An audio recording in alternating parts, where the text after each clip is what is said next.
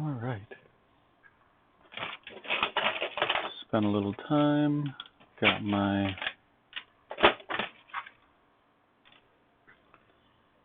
wiring more or less figured out based on the firmware configuration that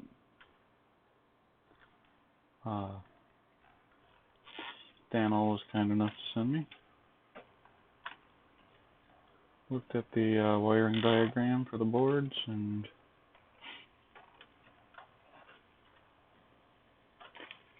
start doing it up.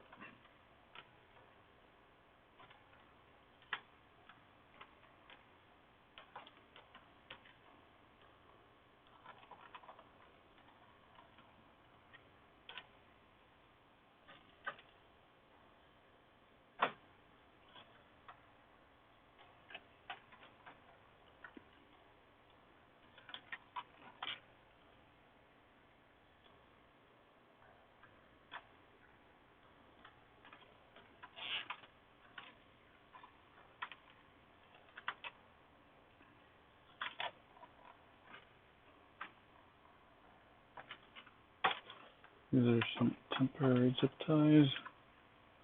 Just want to get the wires roughly around the boards.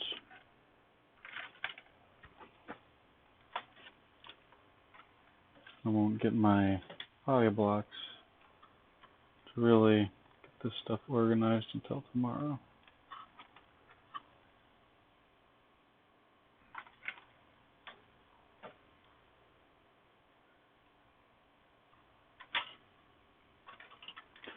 But I've got about 800 zip ties, so I need to make some new ones, no worries. Or cut some.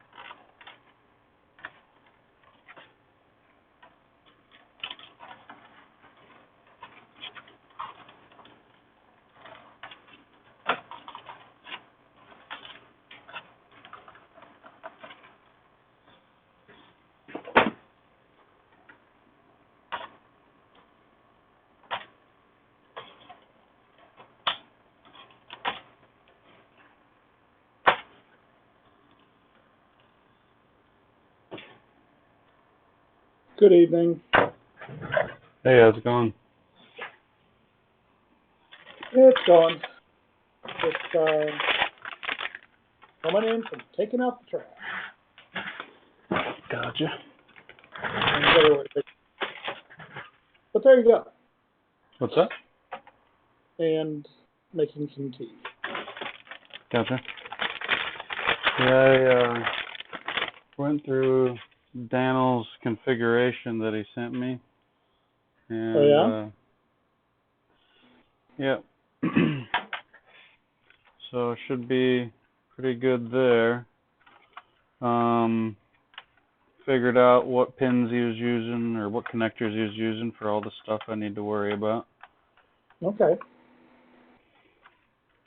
Yeah, the other thing...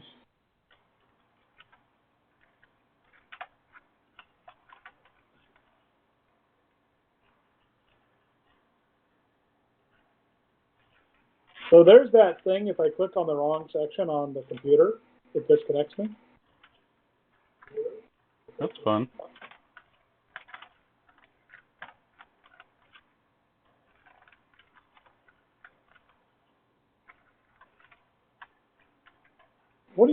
Never mind. What's that? Nothing. They just started tussling right there on the, you know. Ah, the cats.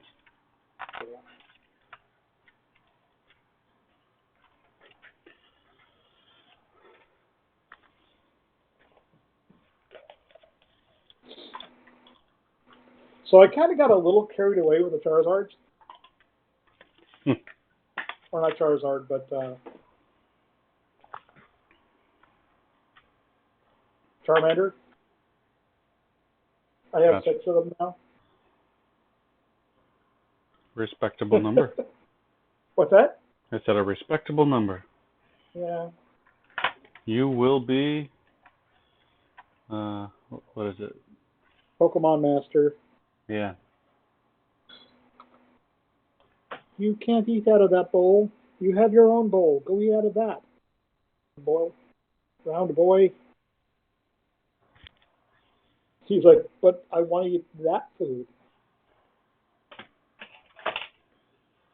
He is a round boy. But anyway, how are things going on the build? Oh, swimmingly. I think, gonna get one of these things wired up here. No?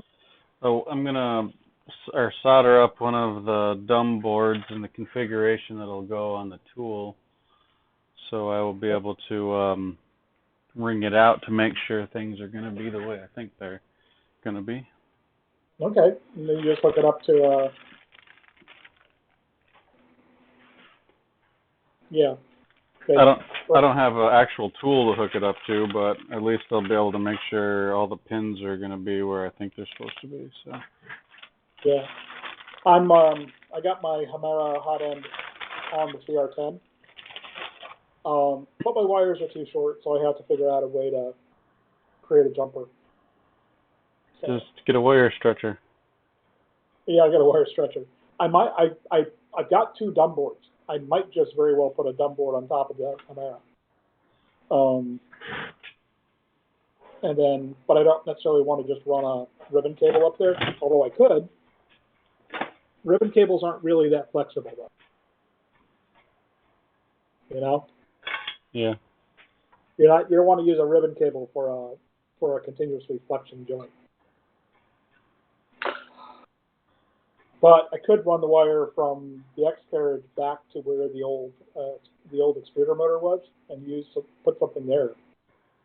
Wire everything up to that, and then use that as an intermediate, and then come off the board up to that. That might work.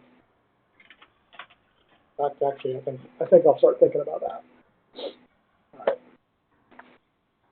I can even make a part for it. Oh, you had asked me about cooling fans.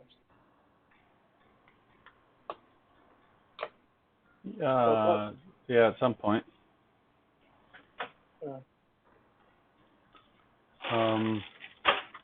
Yeah, I think we're just going to default to the. I don't know. You sent me a link and I bought them, so hopefully you didn't change your mind. Nope. I figure I'll just stick with that until we get the CPAP. I've got my part, but yeah.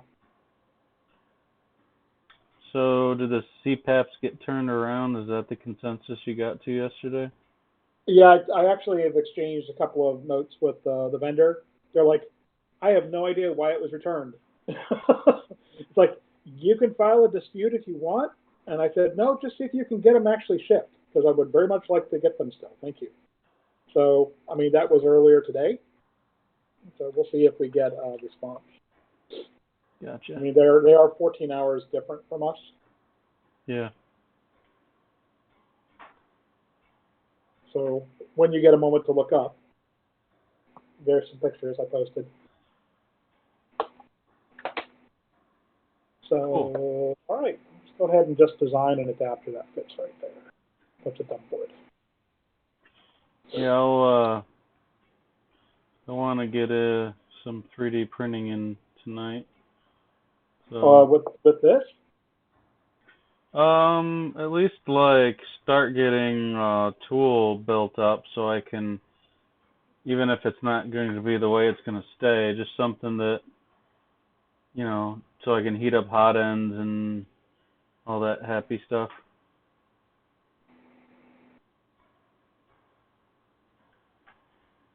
My plan is, how well those always go, but my plan, When a plan comes together. But anyway, yes, you were saying? yeah, I'm hoping that basically I'm going to run or make cables for these two dumb boards, run them to this 3HC, and then Yeah. there's not a whole lot I can hook up to the 6HC really until I Well, get yeah. it mounted to the printer, and then I'll be able to run all the steppers to it. Yep. So I'm hoping that I can get everything situated on the back plane so I can finally mount it to the printer tonight. That's my goal. Whether I get there or not is another story. Yeah. I went through, like I said, I've got a layout of where I need to run everything, so I don't have to sit around fiddling with that tonight. Okay.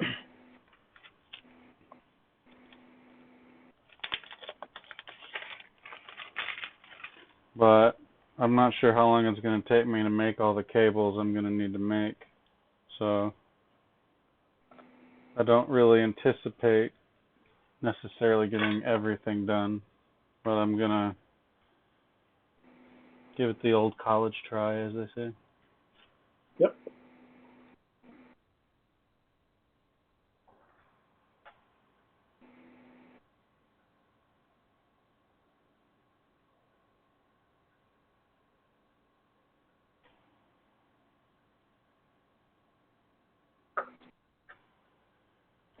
Hey, what are you doing? And, well, I guess now that the pressure's off, I don't have to rush anything. Yeah, I mean, take your time to make sure it's right.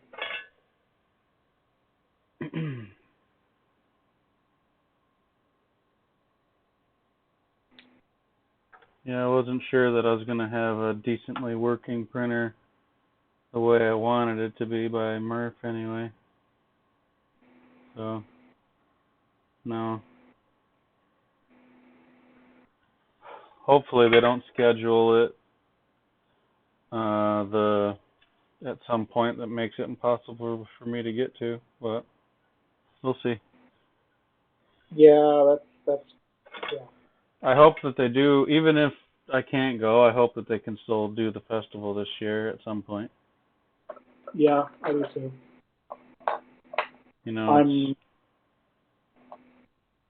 Yeah, it'll be nice if they can do it. And some of the things I was just kind of flabbergasted and frustrated by some of the people's responses in the Discord channel. It's like, they didn't do this on purpose, right? They didn't do this just to make you unhappy. You all need to get over. They delayed it as long as they could. They wanted to. Well, basically, they were told that they needed to shut it down. Right. Exactly. They weren't left a choice. I mean, they also had, like, pretty much all of the big names were pulling out. Yeah, so it wouldn't and I have don't been. blame them either. Not at all. I did do some reading, and I guess they're going to start some trials, human trials, from what I understand, on a vaccine. Yeah, that's premature as far as I can tell. Well, maybe premature, but. Well, I mean, if they've got something they think that'll work, then great. But we're still, I'm not, even rushing something like this out. We're still not going to see a vaccine that is going to be like the flu shot until Oh, I know. next year. It's going to take time to verify it, then scale up production and all that kind of stuff. I understand. But it's Yep, still a step in the right direction, hopefully. that is true. How the... Okay, Luke, what did you do? What's wrong? Oh, I got two dumb boards, and I'm trying to look at all the cable connections that I got with it. The bag of bits. Um, and oh, there it is.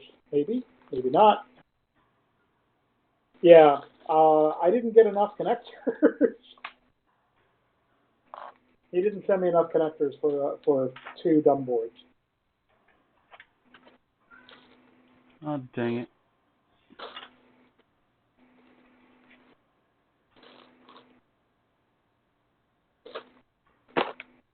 Unless it's not supposed to be fully populated.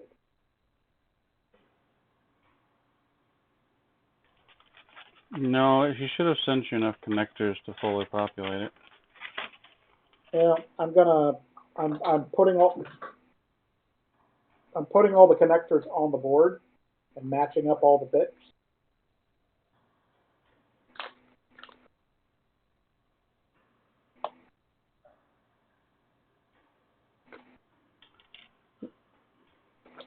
And I'm finding things missing. Well, I'm an idiot. So I didn't realize, I thought he... Yeah, dang it. What's wrong? I wasn't paying close enough attention, and I didn't do the connectors the way I was intending to do them. Ah. Oh my god. So I thought so when I built the board or soldered the boards yesterday, I looked at just the way the graphic was on the board for apparently the top, and I didn't do it for the bottom. So Ah. I was assuming that they were like reversed. They're not reversed. Nope. On the ow, son of a. That's Don't hot. grab the solder. I was. Oh man. You grab the soldering iron. I didn't grab the soldering iron. I just was trying to push the connector out, and yeah, I didn't. I use blue tack a lot. But that was Blue. like it hurt. That didn't hurt that much. It just Do you not have like a board tray or something like that those live on when you're working on it? Like you clamp it into it, or even a set of third hand? I've just got the one that's holding the camera at the moment. Ah. Yeah, I went ahead and got the one where it's got the slots in it and the spring-loaded bits, so you can just slide a board into it. I also use a lot of blue tack when I'm trying to get connectors to stay put on the board. Or I'll hit it with a drop strip. What I actually want to do the exact opposite. I want to get the connector off of the board. Ah. And so I was trying to push it forward, and I accidentally somehow in the process touched my finger to it. Just a little bit, though, not like... Just enough to say, hey, stupid. Not really anything serious. Not like I didn't... A lot? In college, I did one where I actually... I had been... So we... You know, college, you have a lot to do and no time to do it. So, I actually only spent 2 semesters in college. well, you can imagine. Oh yeah, well I did Navy training, so there you go. Right. So, I had been soldering, I think, for something like 6 hours. trying to get this project. It's my senior project, so I had there was a lot to do and not a lot of time to do it. Oh yeah. And at one point, I guess I was a little delirious, maybe all the flux fumes, I don't know. And I took and I set my soldering iron like on my hand like it was my pencil, and like just completely charred the crap out of 3 of my fingers simultaneously. Like it looked Geez. it looked similar to bacon. Like it was a serious burn. That's not good at all. Yeah. I don't know if it'd be easier for me to just go over to the local shop and get these connectors, because there's 4 of them that are missing. That's really weird. I wonder how you ended up doing that. I'll just post it in there and say, hey, Luke, one of these things is not like the others. Oh, how the heck am I going to get this stupid thing off this board?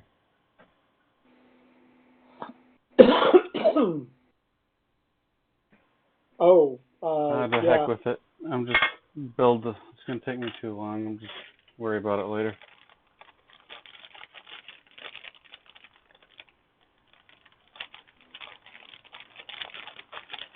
I used to have a really nice solder sucker somewhere, but I haven't the foggiest idea where it went.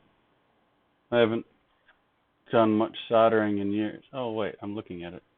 Never mind, it's right there. But yeah, I haven't done any real serious amount of soldering in a long time. Just tiny little things here and there.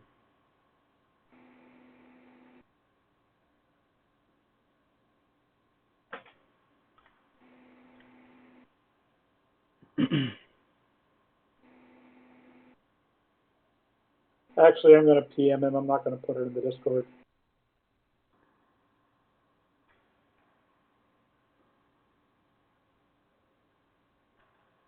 Don't worry, it's on live stream chat, so the whole, like, 2 people that might actually see it will hear it.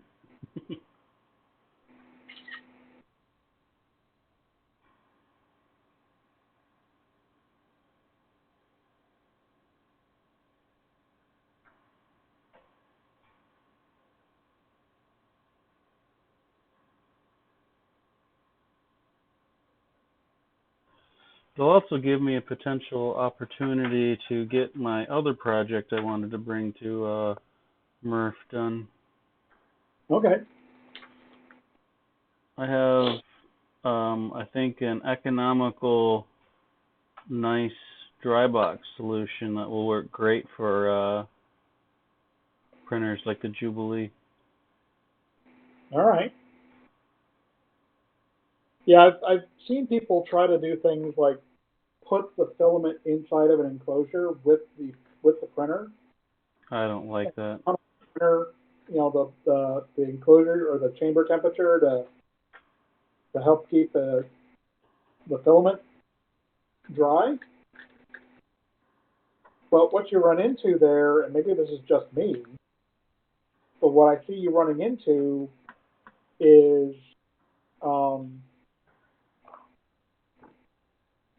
you're running this thing at near glass transition temperature, right? Your box. Mm-hmm. Or your chamber. And when you're doing that, you're running into, you're going to run into issues with filament behavior, where the filament starting that will act differently.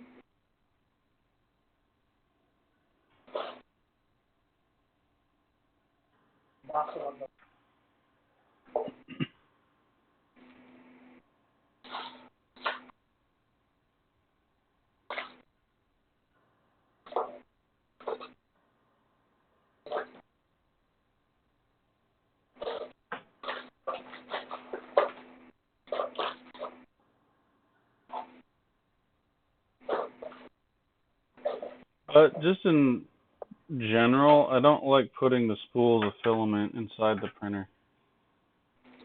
Yeah, no, I don't either. It's not a preference I have, I guess.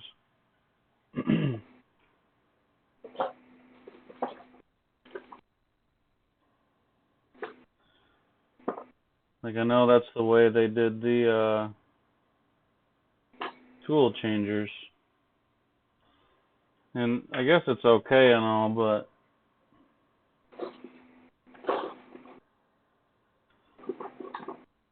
no, my concept is so I found these nice dry boxes at Meijer, which is like a Walmart.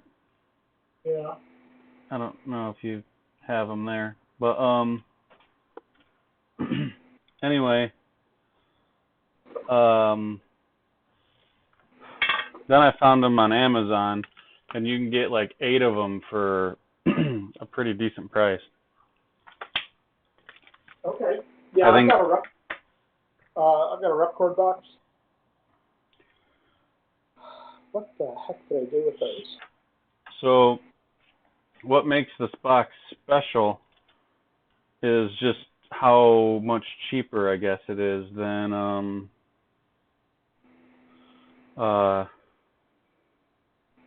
other dry boxes I've seen. You know, Okay. like some of them are pretty expensive, or containers you could turn into dry boxes. Yeah. Now you said this is on. Yeah, I think I picked up 6 of them or 8 of them in a package, and I think they came out to about $8 a piece. Wow. Okay. Yeah, and each one you can put in about,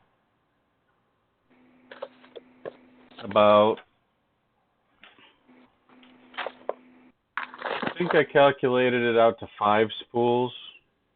Oh, that's pretty slick. Yeah, which will make it really nice for if you wanted to do one for like a tool changer. You know what I mean?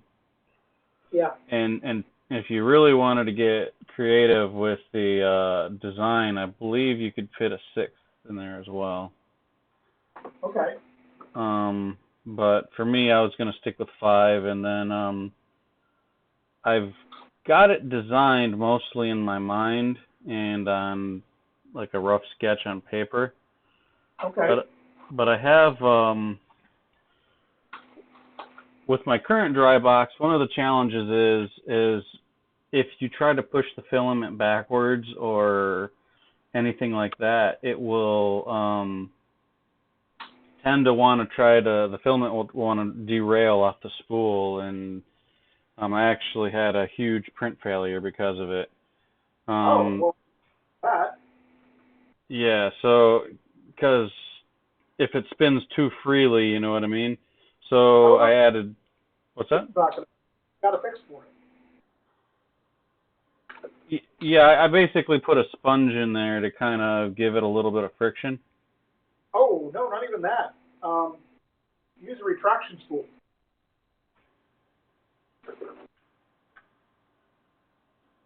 I don't know exactly what that is, but It's like what doggone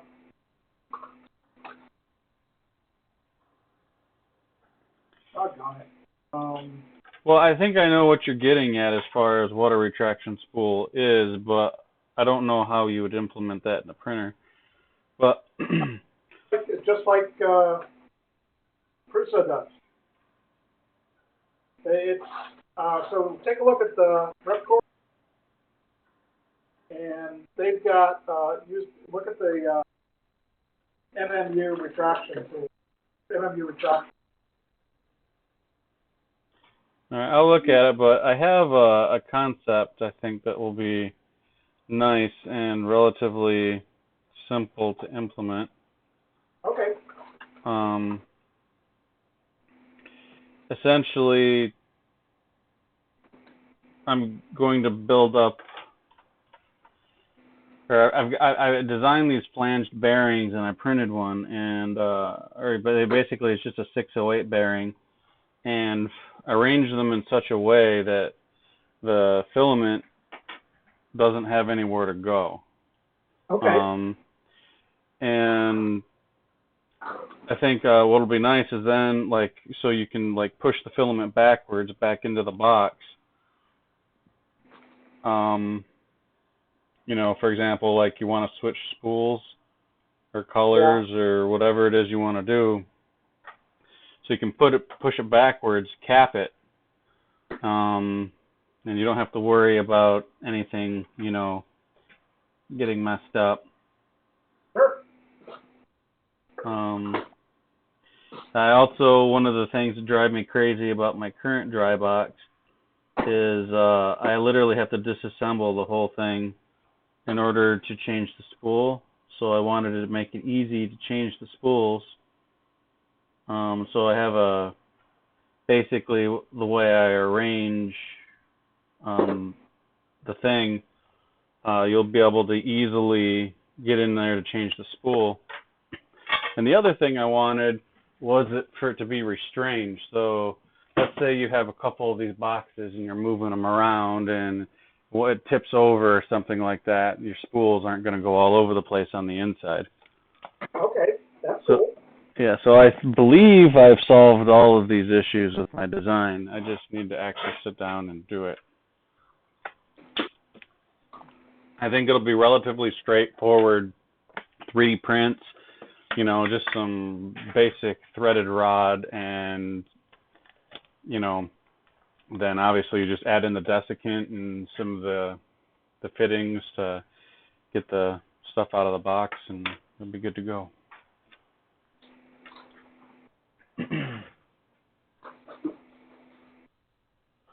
Okay, so that is that.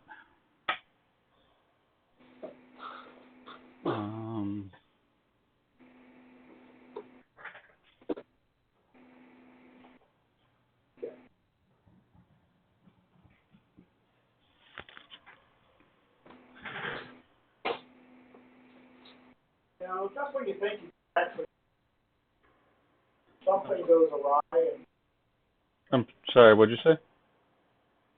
just about the time you think you've got everything sorted, put where you can feed it, then you go looking for one more part.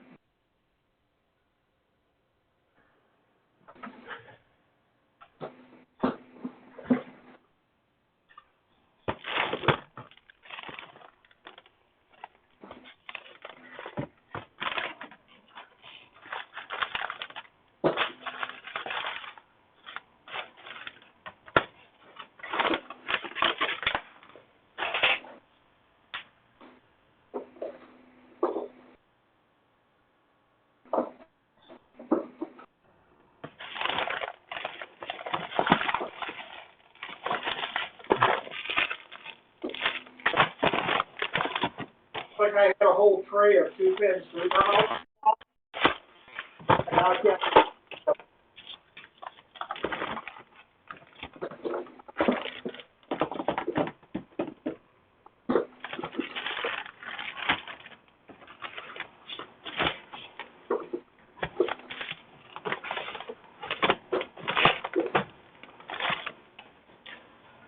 So, what did I do with my 20-pin ribbon cable stuff?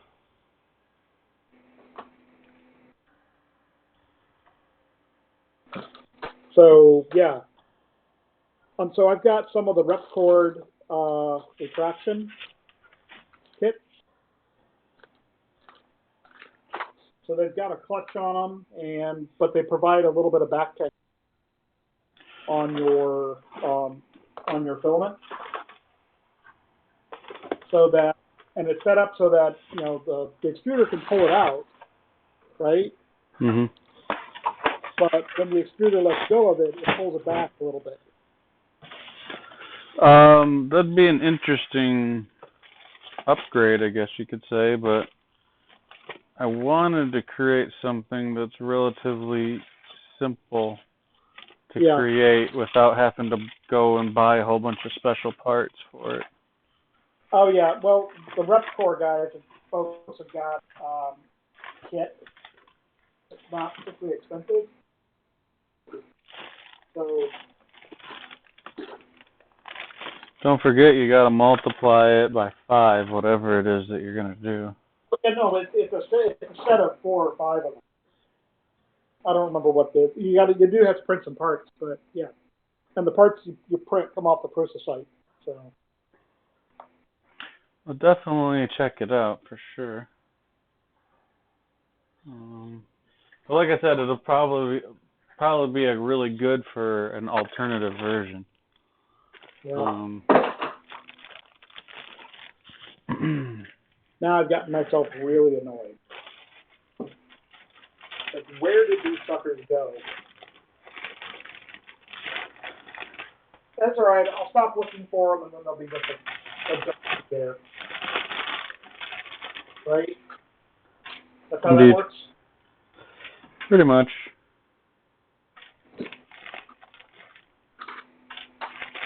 Okay, so I don't remember the first thing about how to make a ribbon cable off the top of my head. Ribbon cable is really easy. You have your connectors in your tripper.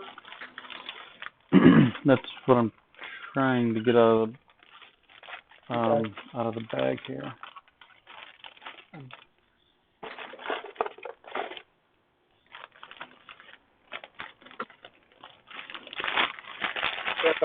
Like a cup of tea. Oh my gosh. There we go.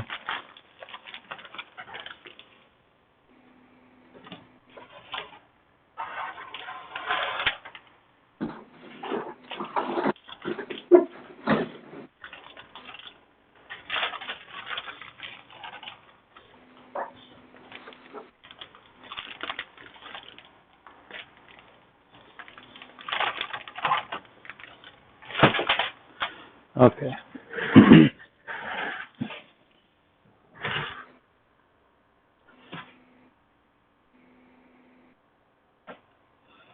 How do you go together?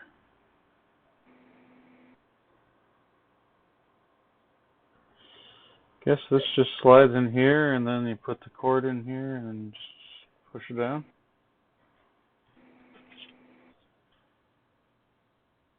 How do you know which side pin 1 is? Oh, wait a minute. There it is, I think. Got a little triangle? Yeah, I just found it.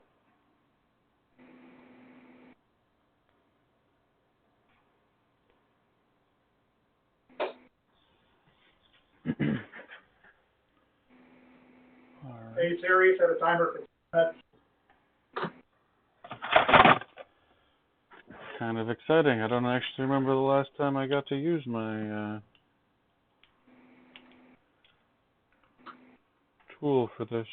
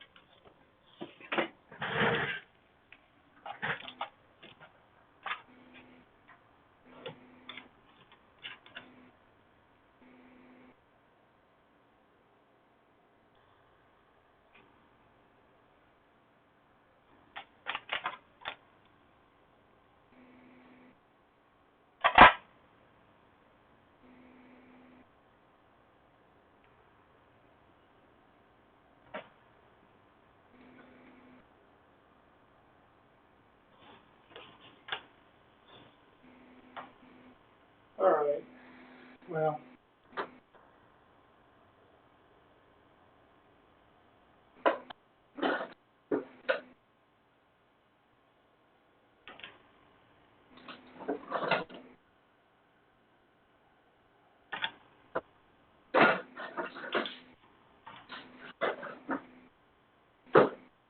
at this point, I have no idea.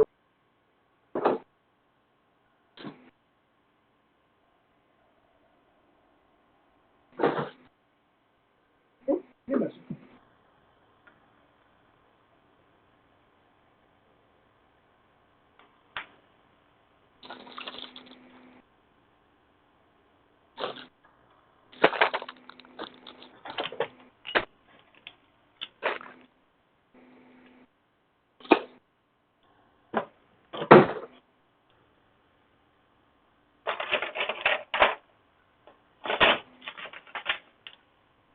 Hey, Jerry, stop.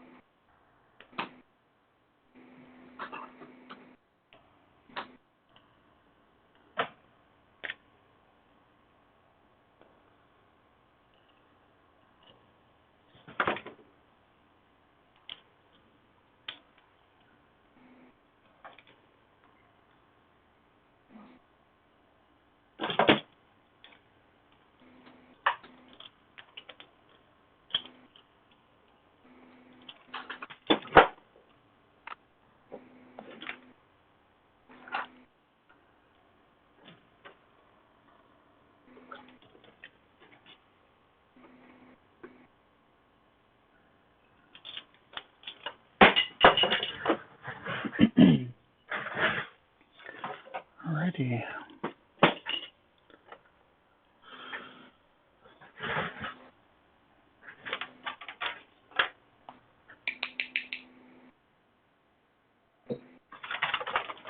I think so.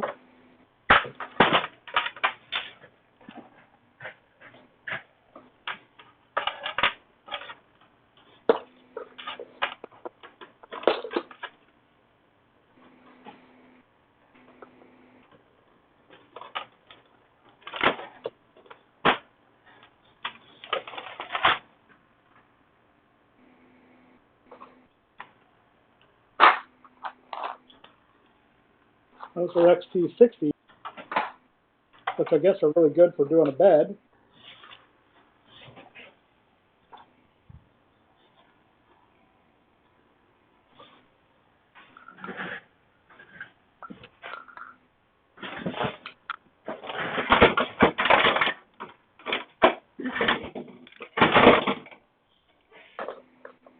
And it's 11 o'clock already? Ew. Yeah, I'm not making good progress, am I? Oh, I was talking about you. I was talking about me. Either way. So, pin 11.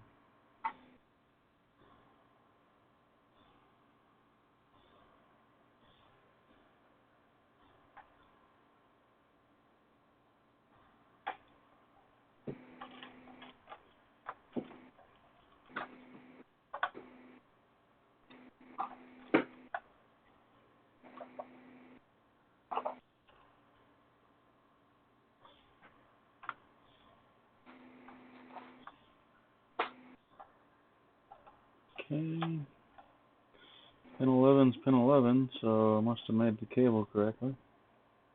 Yeah. Pin 16's pin 16. That's good.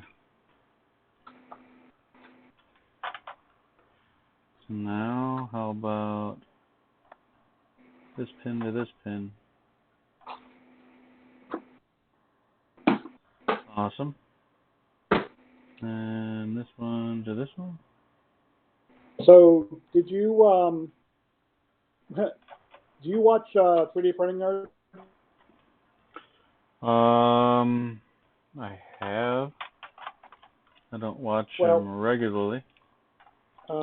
well, I do, and one of the things that came out of it, there's a reference display. One of the things they did is he was down visiting miner, and they offered everybody who was watching watch the stream or the video, Mm-hmm. a sample of the nanopolymer adhesive from Vision Miner. So, and they got an overwhelming response. They're like, we didn't quite expect this many, but we're going to honor them all. So bear with us while we get all the samples in so we can send them to you. And I just got a little sample. 25, maybe 15 milliliters of the This is a bed. What's that? That's a bed coating, I take it? Yep, it's a bed coating.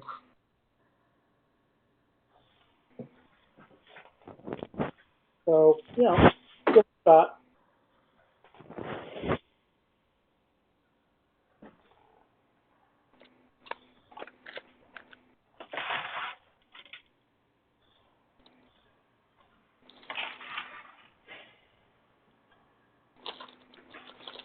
Oh. Why am I so good at losing things? Like, I've cleaned up everything so that I should have less problems with misplacing stuff. And I just seem to have more.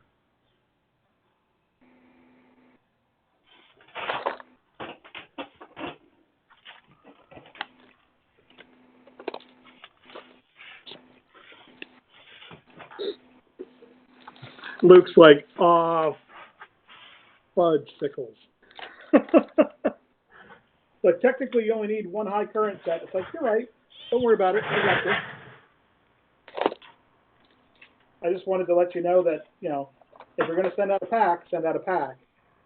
I'm going to put screw terminals on it. So there you go. I'm going to use one set of screw terminals. And normally, like I said, I got every connector for everything. Oh, what the heck?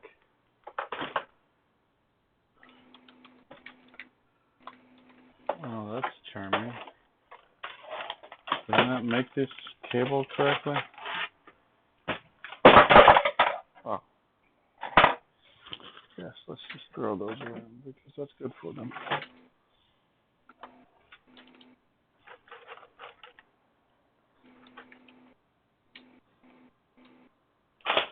Huh. Apparently, when you make your own... Oh, you just dumped the boards, dude. Yeah, I know. Oh, well, okay. So I just saw you dump the boards. Yeah, Ouch. I know. Like I said, that's why I said, let me just throw them down. That's good for them. I don't think they hit very hard, but I still don't really like the fact that they fell at all, no matter what height it is. I got preoccupied with this stupid ribbon cable connector that didn't come out when I tried to pull it out. Oh. Yeah, it just broke. Oh, that's not good. Mischief, get down off the organ, dummy. Come on. Yeah, the little pieces of plastic that hold this thing together apparently are not very robust. I don't know if you're supposed to do something with it after you build it, but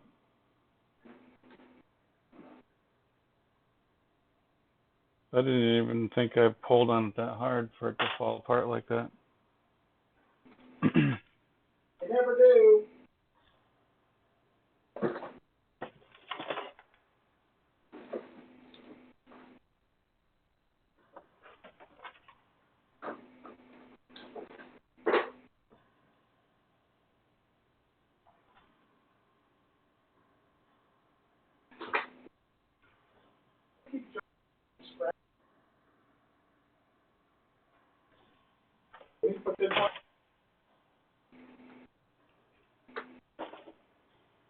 Yes, I'm talking to the cat. I'm used to it by now.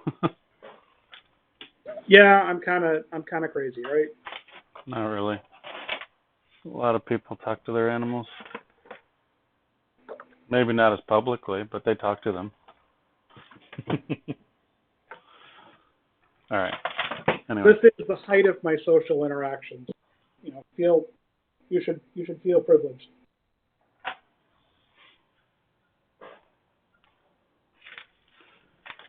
It's like, oh, I have to work from home. It's like, well, yeah, you get to work from home. Congratulations. You're going to find it's not as big a deal as you think.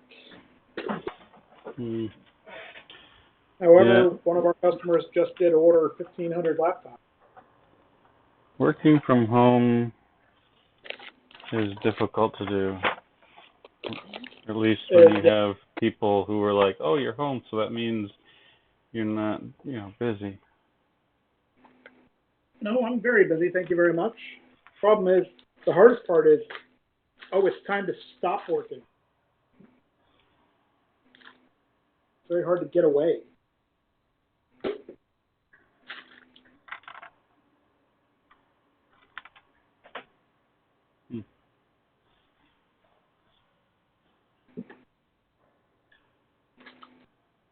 I think might change out the filament to yellow and start printing low poly Pikachu. Yeah, I remember you mentioning that plan yesterday, but it sounds like it didn't go very well. Yeah, I just got carried away with Charmanders. No, what I was doing is I was using the offset in the slicer.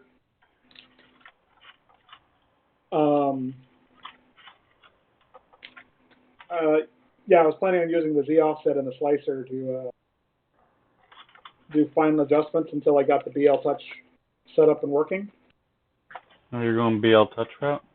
Oh, wait a minute. You're talking about a different printer, aren't you? Yeah, I'm talking about the Ender 3 sitting next to me. Yeah, I know Daniel's going BL Touch with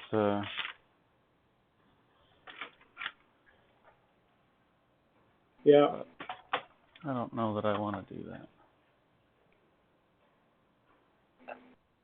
At least not yet. So I'm trying to decide if I want to go with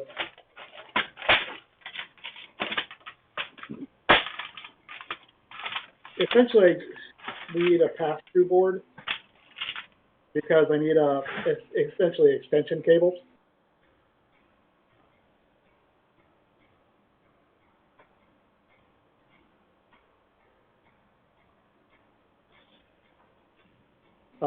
Because on the S5 it doesn't reach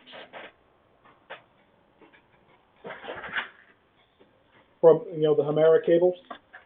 Gotcha. There's no way I can get them to the board. So I can get them as far as I can easily get them as far as where the extruder was before, and that's on the Z axis or the Z axis on that side of the machine.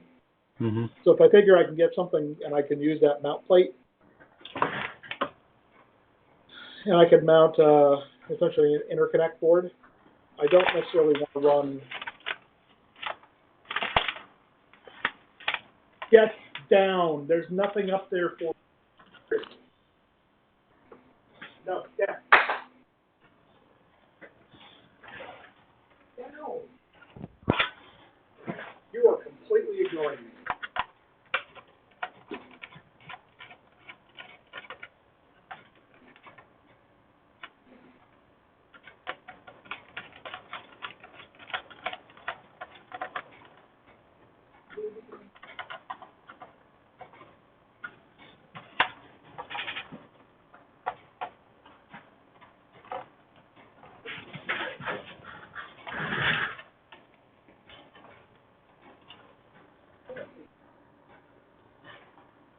Now you have no reason.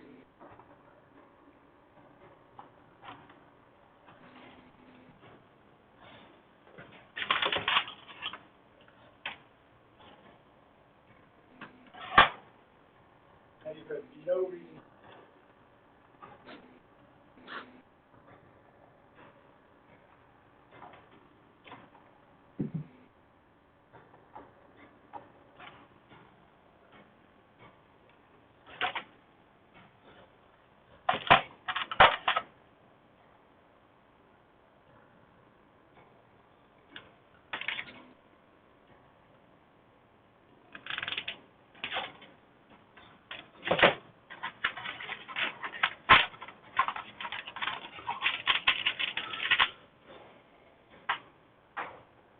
I need to get a good number of these things.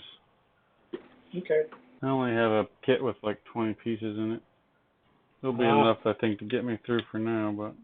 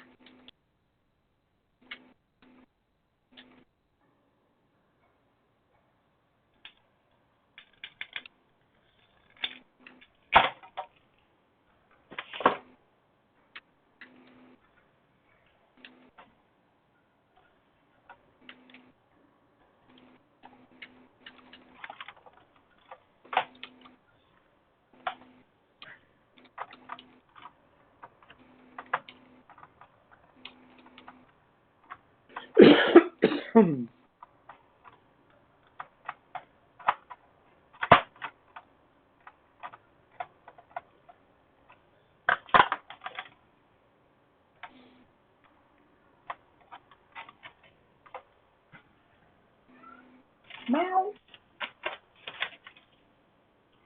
Meow. Where are you? Oh, you went there. Good boy you are. Into the very top of the cat tree.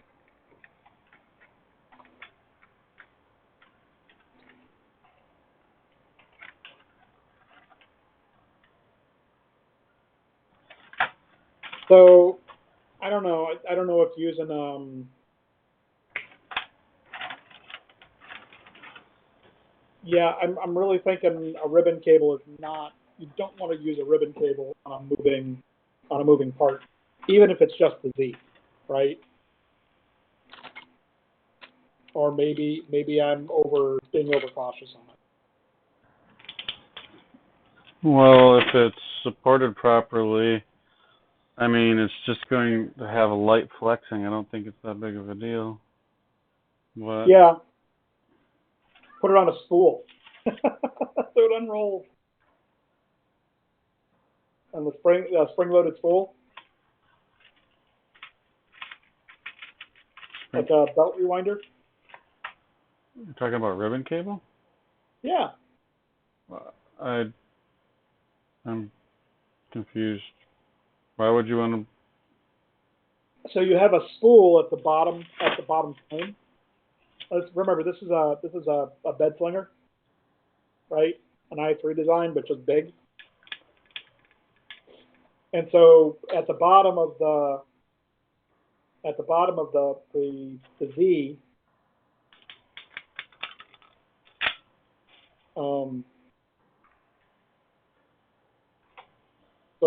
the Z, you have a spool, a belt tensioner, or belt retractor that's got the ribbon cable on it, and then as the Z goes up, it unwinds it.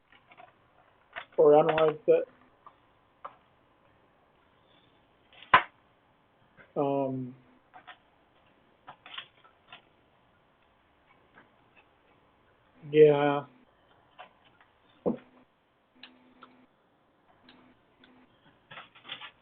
I got in my zip ties today. Yeah. And it came a little 1-year warranty card. Really? I'm like, what in God's name do I need a warranty on zip ties for?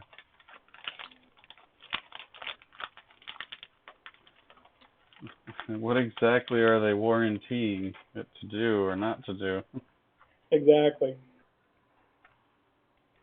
So so what I was thinking is, yeah. So if there's a little like a belt retractor spool that just sits at the bottom of the Z, and then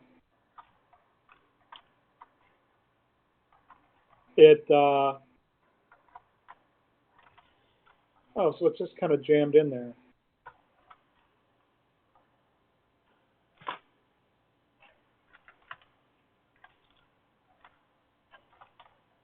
Yeah, I can't really see it. So as the Z goes up,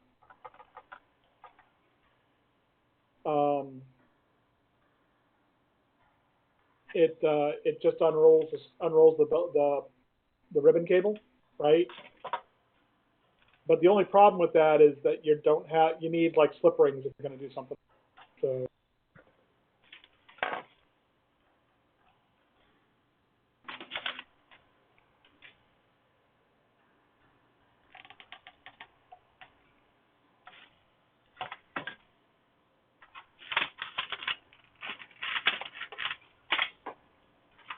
Yeah, that's not going to work. All right. Back here.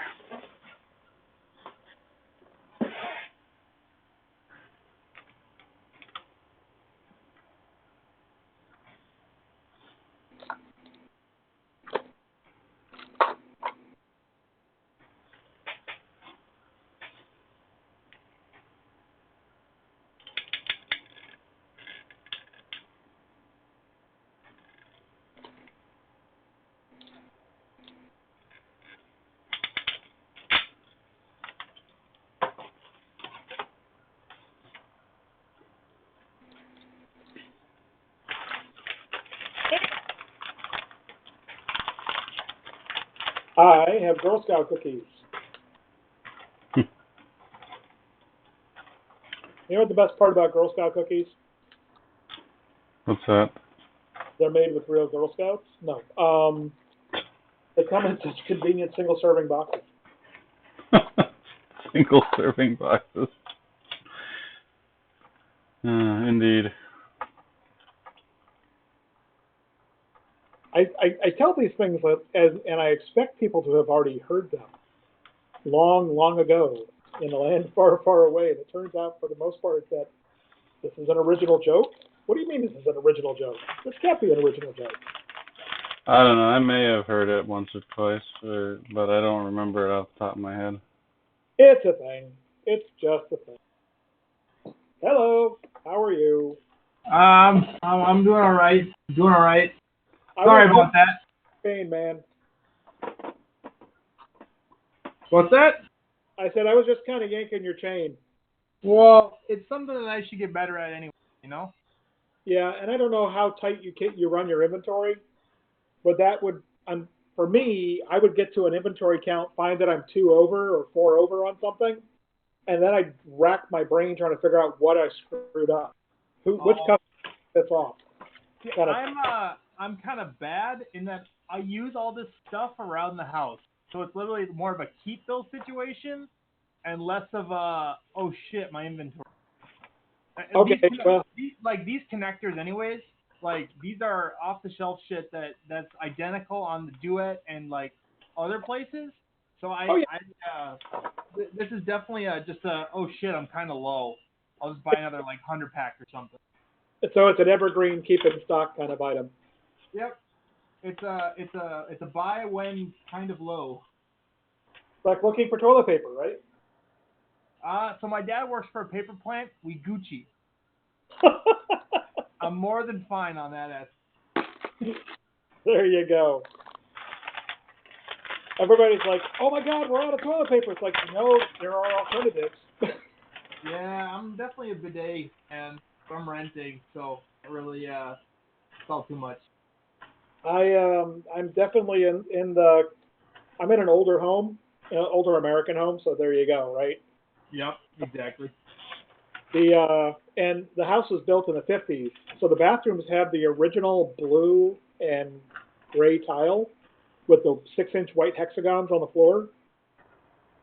Huh.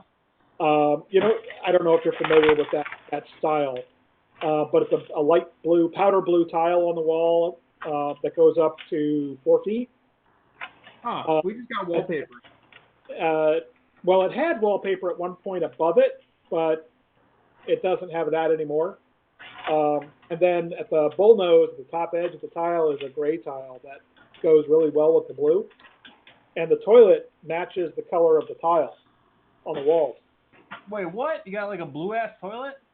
Well, it's only blue ass if you've been sitting on it for long, but yeah. Damn. And then in the master bath, it's got this plum color and pink. And the shower is actually made in the shower is built in, and it's tiled all the way to the ceiling, and there's tile on the ceiling as well. Really? I mean, it's 50s craftsmanship kind of thing, right? Yeah. But the toilet in that bathroom had been replaced at some point. But it's still got the original tile on the wall and whatnot. It doesn't have the original sink, but I'm going to retrofit an appropriate size sink. The house was a rental before I bought it, so yeah, it was those are always jank as hell. Yeah, it's a little janky. So I'm doing slow bits and pieces here and there. But I found standard toilets does make a tall, elongated in the pink that matches. And you can find the matching seats. So the seat and lid in the appropriate colors, but it's modernly made. So it's got the micro fan on it and the quick release, so you can yank it off and clean real easy and all that stuff. But it's in a period color. So, but like I said, you can get them in the tall, which is great as you get older and you don't. Yeah, and I'm older, so it makes getting up sometimes a little harder. My back and knees are shot, so there you go. And then, but you can get the elongated, so they're a little more comfortable. And it fits in the same mounting. So rip out the old one, which is janky. It's your $80 toilet that you find at Home Depot. Yep. And put this one in. That's like $300, but that's nothing when it comes to plumbing. And changing a toilet is a 30-minute job. Yep. So, and you put in and you got to replace the seals every 5 years anyway. Nobody ever remembers that. Yep. And I've got to rip out one of the other things I got to do in the blue bathroom. I've got to pull the caulking out because they caulked around the base of the toilet. And it's like, you don't do that. There's a reason you don't do that. It was but it was leaking. You got to caulk. Yeah, and that's how you end up replacing the entire floor in the bathroom. Yup. So anyway, how are you doing? I don't even know anymore, man. What day is it? Pretty sure it's Thursday. Oh man, I was hoping it was Friday already. Yeah, unfortunately not. What is the difference? What's the difference between ABS Plus and ABS? Why is there a difference and why is the Plus cheaper? Are you talking about inland filament? No. I need another small roll of ABS so I can print one of the guys on here wanted me to print the full set of plastic parts for him in ABS. And so I have a big roll right now. I ran out of my other big roll. I buy 5 kilograms normally. Yeah, where you get it from? Xylotech. Yep. Yeah, Ziltech does 5 kilo rolls, but yes. you have to get their spool holder because nothing out there holds it. What are you talking about? Oh, you make your own, but you got to put it on 8mm rods because otherwise it sags. Yeah, that's exactly what I have. Yeah, there you go. That's what both my rigid bots came with that like so many years ago, and so that's literally like what I have. Awesome. Yeah. Otherwise, you can make it sit on the little roller, dudes. Yeah, I mean, yeah, I know which one you're talking about. I got a bunch of them. I got a bunch of these things lying around here because I keep making them, and I use them for a while, and then, I drop one of the pair and crack it, and then I just make another set. Yeah. So, and I've made vertical windmills and stuff. I got all over my deck, and I just bearings for that. So they don't do anything except spin. But it's something to drive keep the birds off the deck, and the cats watch them too. So, because it just rotates in a light breeze. And I print the windmills. All right. Yeah, I want to make a generating one. It wouldn't be that hard. You put a stepper motor on it, and you can. Oh yeah, there you go. There you go. Use a piece of pipe up there, have that thing spin. So I made some spool holders that oh doggone it, what's the what is it? It's a Thingiverse. It's an ecosystem of spool holders. I don't know if that makes sense at all. An ecosystem. Well, it's got some common parts. Yeah. No, I feel ya. The filler, customized filament spool holder. Have you seen this one? Maybe not. I'll throw it in the chat. I literally have what's in that video, and I'm working on figuring out what I'm gonna do for the stable bot. Probably just gonna have. I already have a top hoop. Okay. For the stable bot, so I'm already probably just gonna build. Oh, yeah. I actually looked at this when I was looking for one for the stable bot. I mean, this is pretty slick. Except I took this and I modified it. Well, I didn't modify it. I grabbed another piece, the basis of it. Yep. But I built load cells in my spool holders. So I didn't see that they already had 2020 frame things. Like that was the big thing. Was I wanted something that could go on a 2020 frame. Oh, it does. It's got 2020 frame clips on it now. Yep. Saw that. And then I've got the load cell integrated. My filament spool holder, I can just it tells me how much filament I'm testing on it. Just so how many grams of filament on the roll. So, before I load it up, I've got a tear value for an empty spool, and then it just tells me how much filament's remaining. Pretty cool. Well, there was an Octoprint plugin, but I don't know. I haven't really messed with it that much. I just have it on an OLED display sitting next to it. So, the hardest part is getting the calibration first for the load cell and the amplifier, but that's just known mass items on it. And I use my kitchen scale to do the calibration, so it's good enough. I'm within a couple of grams. Yeah, that's far more accurate than I even care. Typically, I let it hit the runout sensor, then I just throw in a new roll. Yeah, if I'm doing it overnight, I want to know if I've got enough on the spool to do it overnight, so I don't get woken up when I hit the runout and the buzzer goes off. Okay, sure. It's like, yeah, I'll let it. So yeah, this is a pretty quick setup, and the load cells are $8. Okay. So you pop in a 5 kilo load cell. If you're using the bigger ones, you can go with they've got a 10 or a 20 load cell. But with a 5 kilo load cell, it's plenty for 1 and 2 kilo rolls. Yeah, with the stable bot, once I really get going, I'm gonna pretty much exclusively print in 5 kilogram rolls. Okay. And the stable bot, is that the one you're going to be have the tool changer on it? Yeah, that's the one that has a tool changer on it. Yes, sir. I lost track of which one's which because you got so many machines. No, I got a lot. Yeah, no, the stable bot is the tool changing one, but that's also the 622 millimeter by 622 millimeter by 1,000 millimeter volume. Okay. So to say I need the plastic, I need the plastic. Oh yeah. Are you using volcanoes? So it'll be a variety of hot ends. Right now I have enough tool plates for two V6s because I gotta tune my little stuff, right? And then one volcano, and then I have a super volcano. Oh, okay.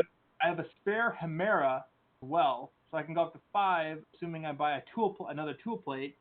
And then I should have enough space for about 2 more Hemeras or 3 Bowden setups. Oh, that's slick. Yeah, I mean it's a big boy, so that makes sense. But so what thickness is your bed mix 6 or? So it is ATP 5, which is basically mix 6. Yeah, it's cast aluminum. Okay. 3/8 inch thick. 38. Okay. Yeah, And 'cause that was actually cheaper than the 1/4-inch stuff. Okay. The economy of scale is kind of dumb. It is. Yeah, I was looking at the local metal supplier quoted me out at like $75 a square foot. Holy oh fuck! What? Am I doing that right? Maybe. 'Cause my bed is approximately 4 square feet. Yeah. I got it for like 4 square 115 feet. bucks. Yeah. I mean, when you start, okay, it's 600. It's 2 feet on a side, give or take. Wow. Yeah, square footage goes up really fast. People don't wrap their head around that very easily sometimes. Amplifier, stepper, driver board, amplifier, 3-watt amplifier board that goes in that tray. I'm sorting off this. I'm trying to get stuff off my desk so I have room. So I posted the pics earlier. That's one of the fans. I got to finish print the modified parts for it. But that's a part cooling fan that sits on the end of the Hamera. Yep. Did you see I made a 5016 version? Maybe not. I didn't see it. Oh, so I made a bigger version because I think those fans are wussy and I hate them. Well, I don't disagree. And the thing is, with the Hamera and the tool boards, I've got to go with 12-volt fans instead of 24-volt fans. But there you go. Yeah, that also kind of tilted me a little bit. I was a little concerned about that. Why are they driving the fan off of the voltage regulator on the board? Just give me a MOSFET straight to the 24-volt in. I mean, there is, but that goes to the hot end. Yeah, I am a bit baffled by that. Well, Steve was talking about taking the basis of the tool board and tweaking it, changing the interface on it, and still running an M0, right, Cortex. Yeah. And running Clipper on it. And he was looking at RS480, RS485 for the communication protocol. Okay.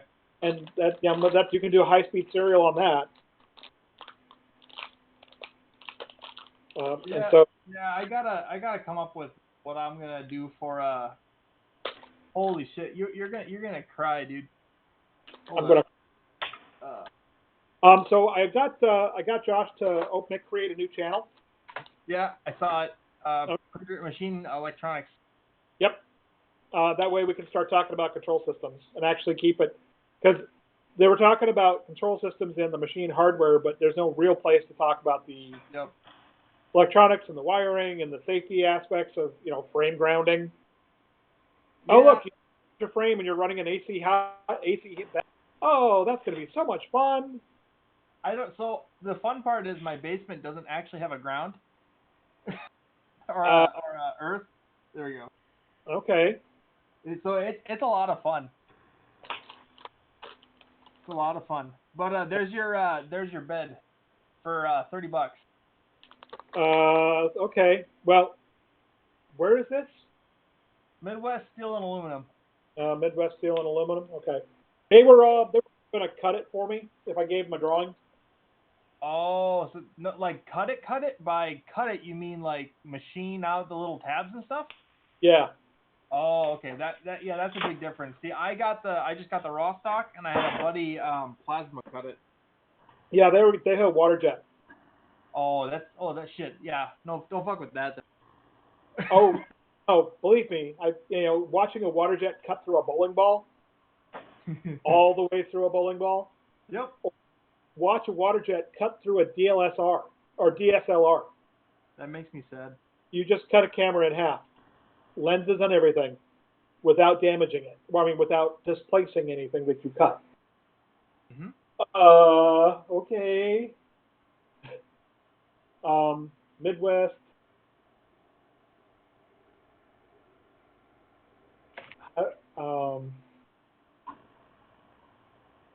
They redirect. I don't want that. I want Midwest Steel and. Yeah. So one thing I have heard that people, was it you, Maya? Truth? What's that? I don't know your real name. I'm sorry. Eric. Eric, forgive me. Sorry? Should know this by now. I told somebody else about this, and apparently they had heard that these guys may have swiped credit cards. So I can't recommend them. They certainly sent me the product. It's exactly as described, perfectly flat, excellent material. Might be, again, I'm just telling you because I want to be completely straightforward. Might be best to use a service like privacy.com. Yeah. Or something like that, where you can basically make a card only for them. Yep. Just to be extra Gucci, because they might be hacked or they might have some random bad person. But I've definitely heard that more than once, and I have to say that because I use the privacy card with it too. They didn't try to take it, but fuck it. I'm not gonna not warn people because I care. Oh yeah. But otherwise, daylight savings, it sucks. Fuck that shit. Talk to your representative. Yeah. Somebody decided to put training at 7 a.m., which means that it's 6 a.m. body clock time. I'm an 8 a.m. kind of person. Mm-hmm.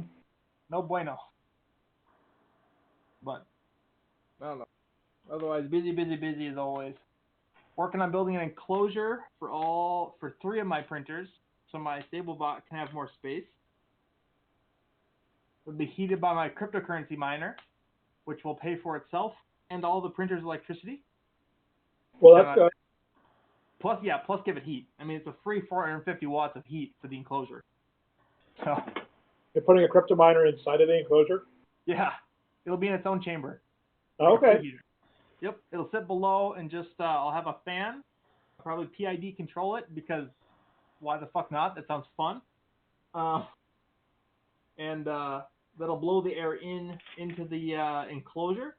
Obviously it'll be away from the printers and everything, but they'll just sit in there. I'll probably have the option to section off a high temp area because Mongo pretty much 99.9% of the time is going to run ABS. But so I can section that off or just make it general air. Yeah, all right. And this will all sit in my cap garage, which I don't use anyways. So it'll be out in a more ventilated area, not connected to the house's ventilation, so I can start using polycarb and other cool stuff. Yeah. Like that's the other benefit is that I'll be able to safely do that. This is the place. So these are the local guys, and I think I posted the quote. Maybe I didn't. But I'm gonna need to ask them to redo the bigger one. But I think it was like $75 for the 300 by 300. And they said they'd cut the outline for me. But yeah, that's outline cut though. I mean, $30 for that might just be the outline. Mm-hmm. Okay. Very cool. I hope by the time I have to cut another one of these, I'll just have built my mill.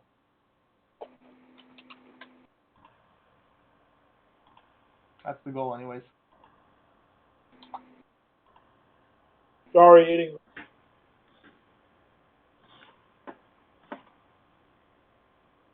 What's that? Sorry. I was eating cookies. Anybody want Girl Scout cookies? I'd love Girl Scout cookies. I can post a link. My granddaughter is selling. You have no idea how many boxes of Girl Scout cookies purchased.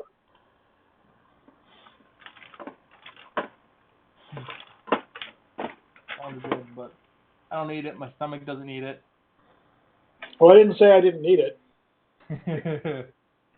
And they do come in such convenient single-serving boxes.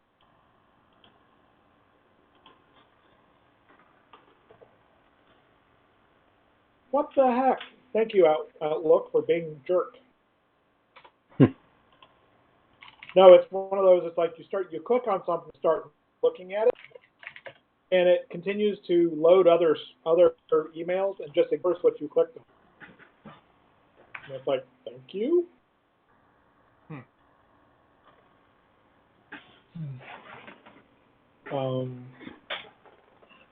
Why is it already almost 11 o'clock? Well, you mean, why is it almost midnight? That too. I mean, it is 5 o'clock somewhere. Yeah. Yeah, it is 5 o'clock somewhere. But not here. It's time for bed.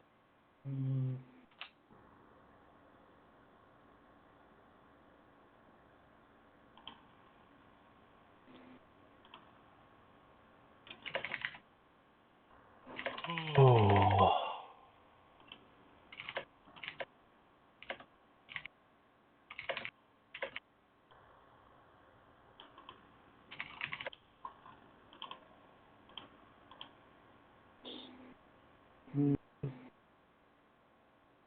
So, yeah, I've got, I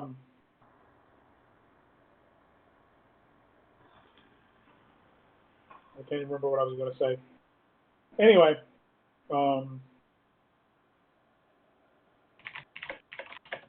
I'm finishing up the adjustment or the rebuild on the CR10S5. It's got the 500 by 500 bed. Yeah. So I've got the Hemera mount for it because I didn't like anybody else's Hemera mount. Made my own. Well, I mean, part of it was just like, really, everything was just almost right. And so what I did is I made a mount. What was so wrong with it? Well, the first one I did, I actually printed it and assembled it and put the Hemera on it and got it on the carriage and got it on the machine and went to add the ABL because I've got an easy ABL for it. Yep. I wasn't going to change it out, but I've got an easy ABL on it. Put the easy ABL, dropped it in there, and realized that the guy who designed it measured the flat-to-flat distance of the nut for the easy ABL. And that's how much clearance he gave. So you can't spin it. Can't rotate it. Classic, yeah. And it's like, and I've already had it on the machine, and it's like, oh, you've got to be kidding me. So the pain. Everybody knows you spin the sensor. Come yeah, on, no, bro. Yeah, you just rotate the sensor. That's it. No. But anyway, so I made one of my own, and I adjusted it in such a way that the Z position and the X position of the Hemera nozzle is identical to the Mark 8. That stock. Now the Y is offset because the Y is offset. You can't really do anything with that. But I adjusted the Hemera mount position so that the X and Z matched as far as the offsets or match the nozzle position. Which means there's a certain order you can assemble it on the cartridge or on the carrier, because otherwise it won't work. You can't reach the screws as you do it.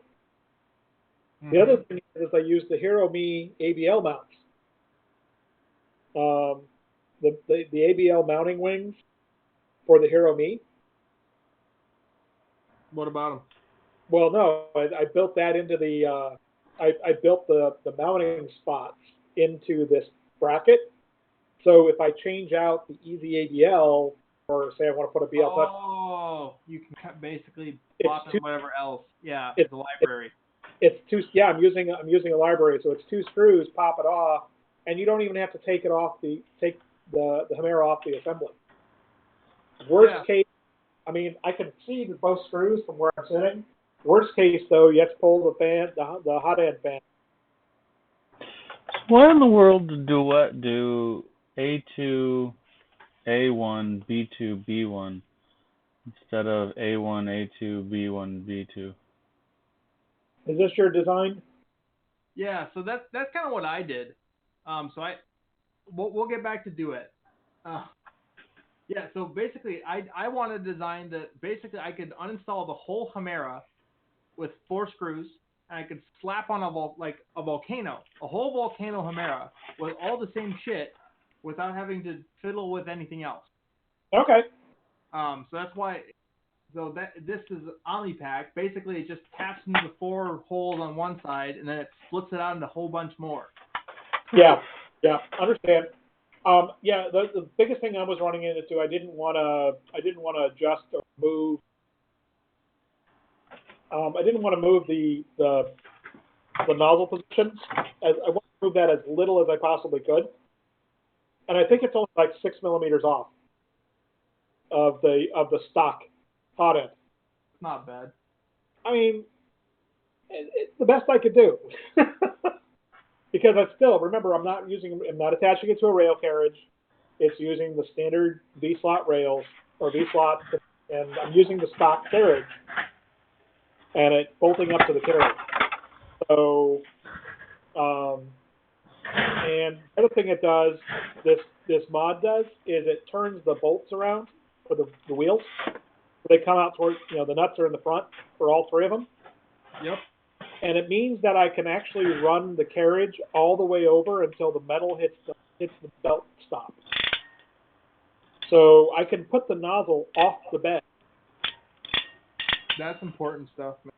And so I can actually add a nozzle wiper and hang it off the crossbar. Yep. And then it travels with the tool, and so I can have a nozzle wiper for nozzle wipes. Yeah, I never really liked them. I'm sold now. Huh? I never really liked nozzle wipers. I'm sold now. I've seen good designs for them, and I really like the ooze stopper. That who posted that here? Nozzle cleaning, roll up, H2B. I really like his setup. I copied it in mine. I only have mine half working, and I already like it. Just to be clear, that I'm thinking about this right. A2 would be equal to A minus, and A1 would be equal to A plus, or do I have that backwards? What board are you wiring? Tool board? Any stepper motor, really. But I'm specifically working on a 3HC.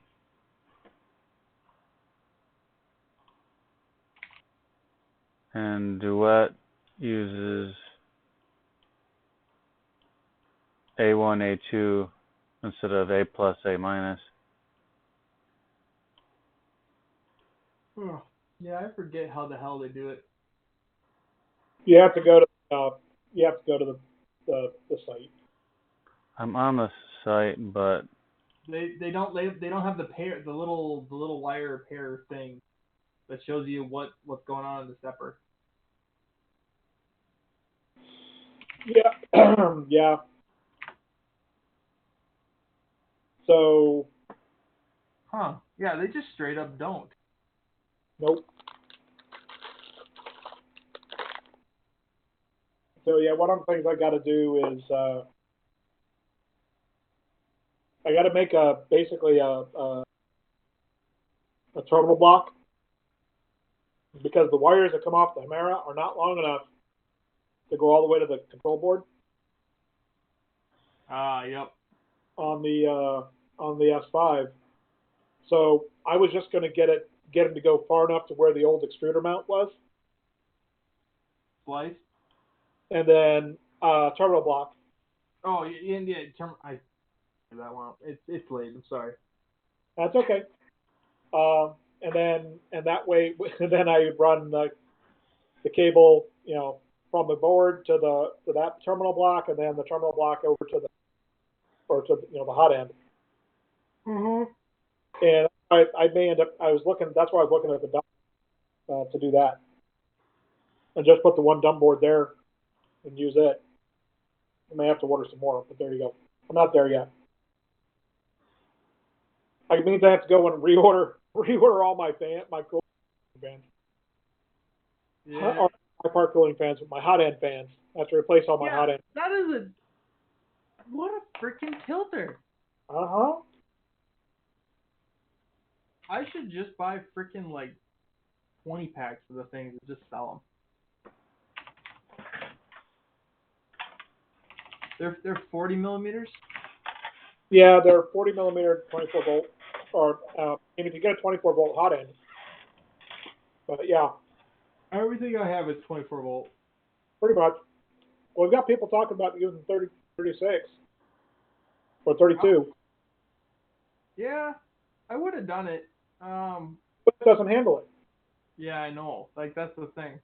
Like right now, I actually run all my electronics off of a 24 volt ATX power supply. Yeah. It's simultaneously the coolest and the worst thing I've ever done. It's awesome because it's easy to have. It's nice to have an easily switchable power supply that has standby power, so my Pi is always on. Like that's the coolest part. But at the same time, the wires and it's only 24 volt, and I can't adjust the voltage up or down. Because I definitely cheat on my other machines, and I definitely crank the variable voltage all the way up so it heats faster. Mm. I'm naughty. But, do I buy cheap 40 millimeter fans? Or is it a good one? Well, here's the thing: people give me grief because I start talking about the, Noctuas are bad fans. It's like, no, they're actually not bad fans. They're actually very good fans. You just have to understand what they're good for. Yeah. It's the whole noise versus TFM versus SPM. There we go.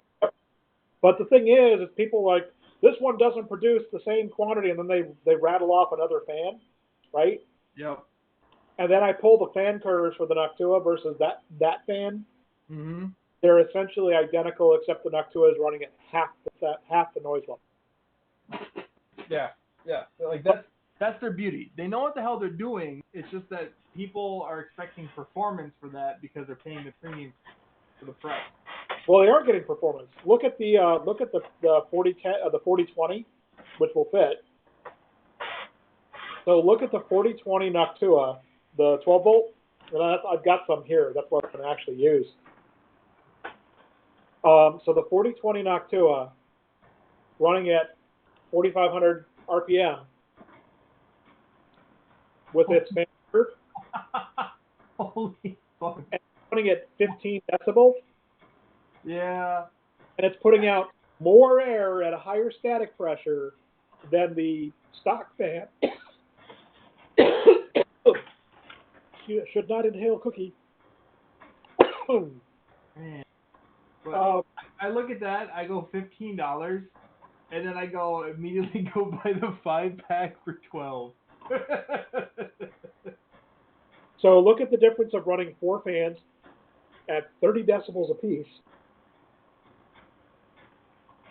I mean, if noise is not an issue for you. Yeah, it like for me it's not. For my perceived customers at this time, it's not. Well,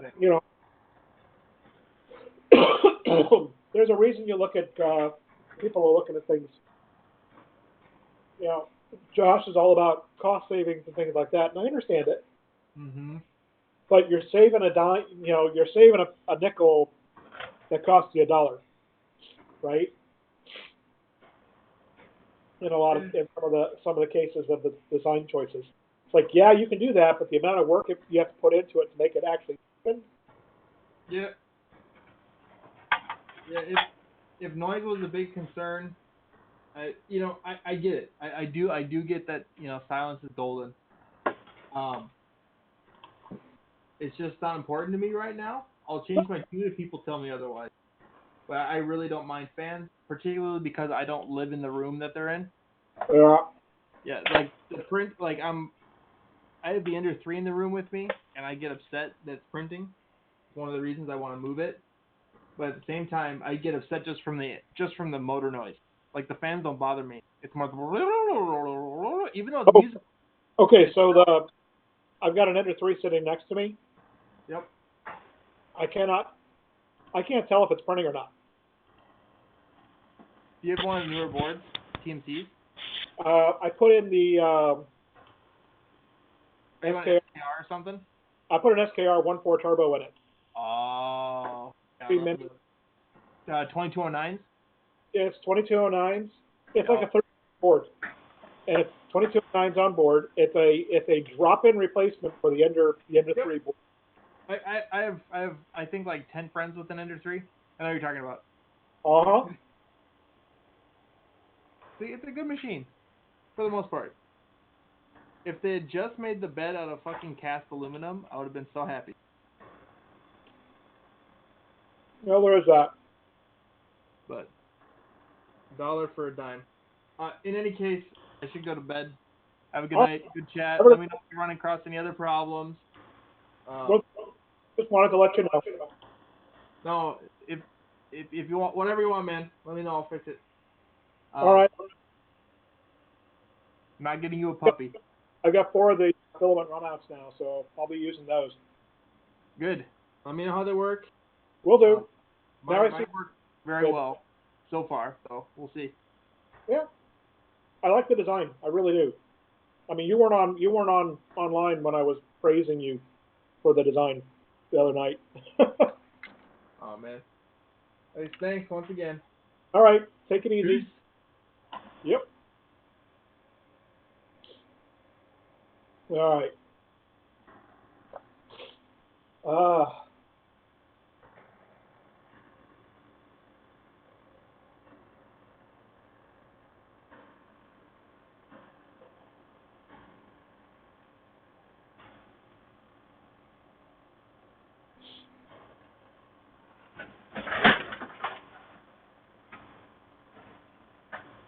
Holy smackaroni. Yeah, I didn't need to know that. Never mind.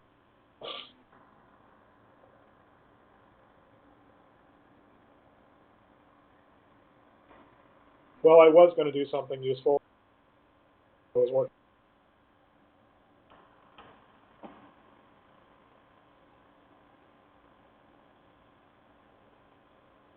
So how's it going? Wires and boards and wires and things. Except I've made it full screen, so I can't actually see any of it. I'm trying to comprehend something. So it looks like, according to some of these forum posts I'm finding, that duet A minus equals A1 and A plus equals A2. That's not helpful. So, like the steppers on Stepper Online, they're labeled A minus A plus, B minus B plus.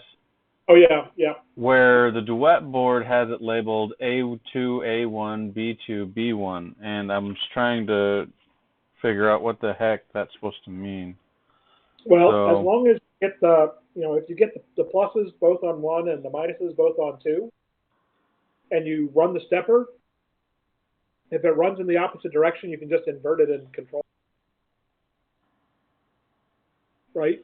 Well, I suppose, but I was just trying to. Or you're taking the time to figure it out before you do that. Right. If I'm going to do it, I might as well do it properly, especially if somebody's going to come back and look at this at some point. Of course they will. Positive, man. Positive. All right. So.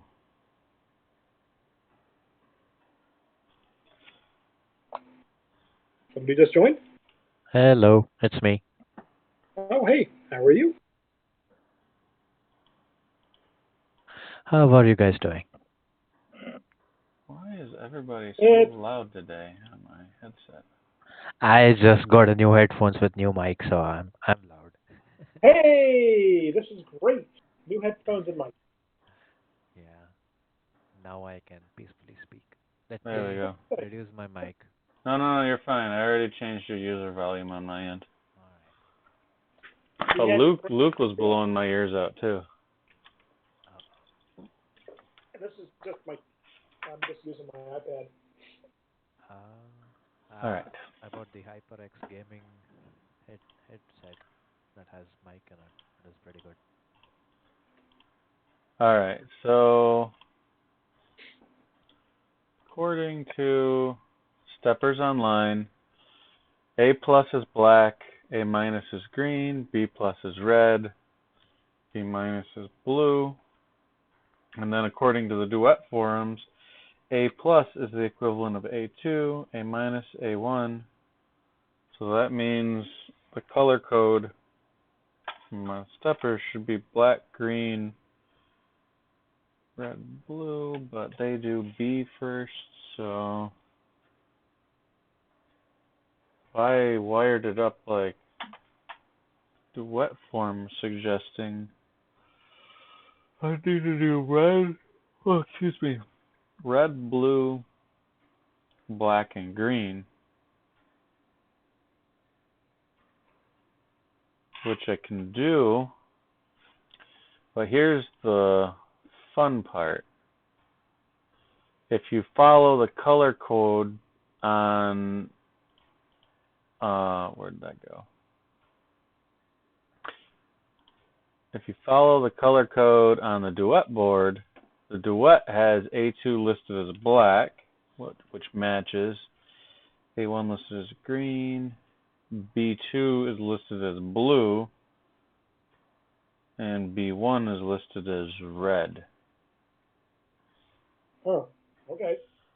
So they actually have, or Steppers Online, I guess, has their stepper motor for the B channel backwards and the A channel matches. Ah.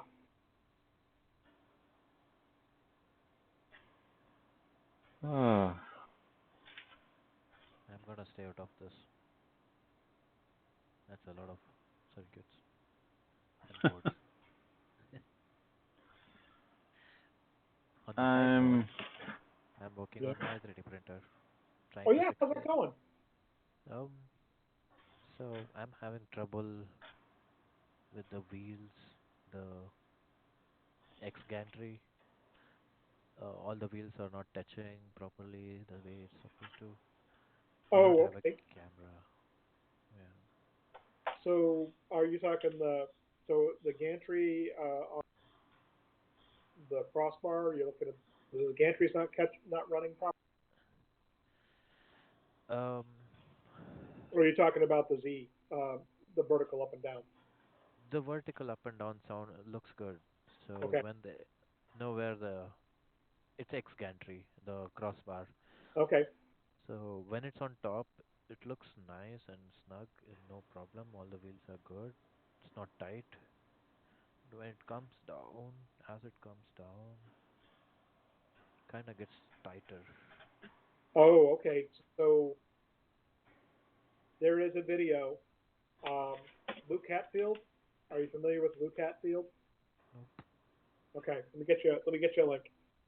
Okay, and also it's not perfectly straight.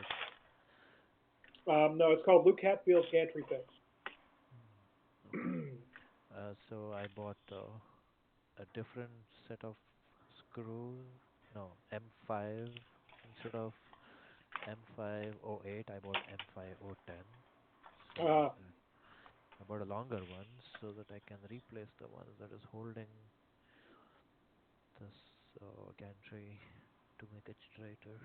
I'm gonna take it off right now again. yeah, That's you the don't third time. necessarily. You can do everything stock and get a good build. You actually can get a really good build on an Ender 3. But so I just pasted a playlist in there for you. Okay, I'll look into it. And if you look at section um, Z binding issues and the gantry fix. Okay.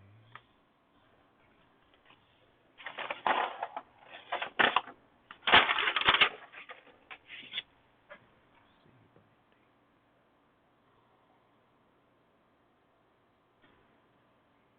Y-axis. C binding. Found it. Yeah, and there's also an X gantry rework section, and that's gonna give you some information that you need there. We find also, Alright, I'll be working on that. but there's a troubleshooting guide that Luke's put together, and it's really slick. But there's a good reference there. Um, that Edge of Tech. he does a really good set of videos based on Luke's Okay. Luke's stuff. So worth taking a look at. Right. I'll be looking at that. Okay. Yep. Thank you. Uh-huh.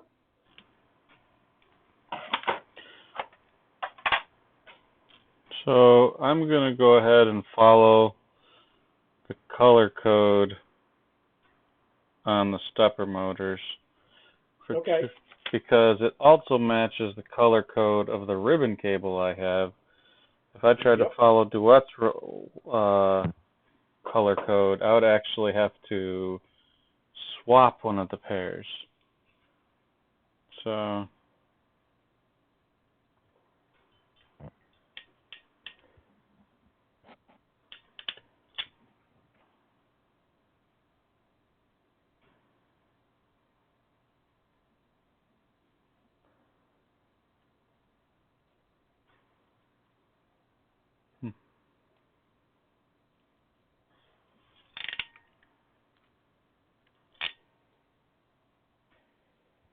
There we go. Modified to go on the. Oh, so he made him.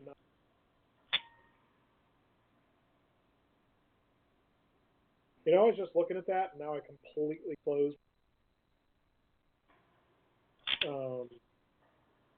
it. That just what did it?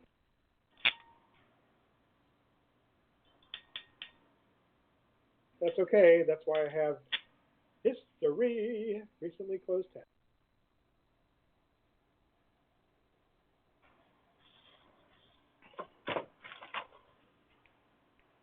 Oh yeah, that blower. I can't use that.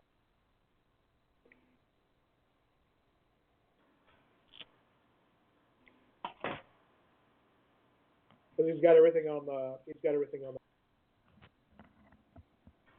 That just won't jive with the keyboard.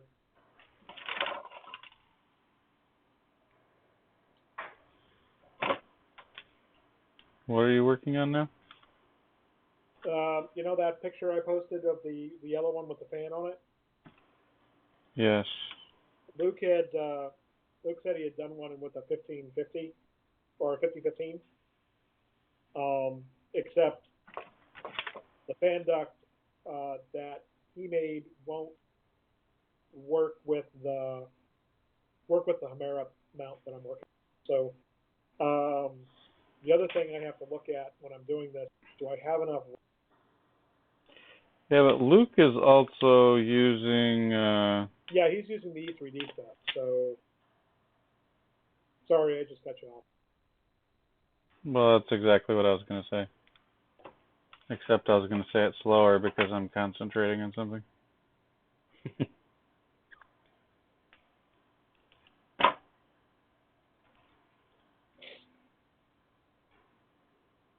Yeah, since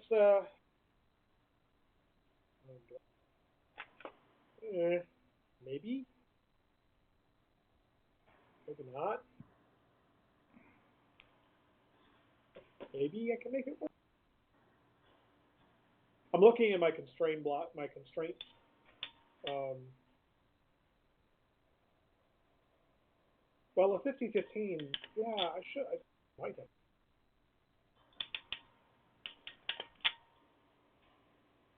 Guess I need to do interference detection.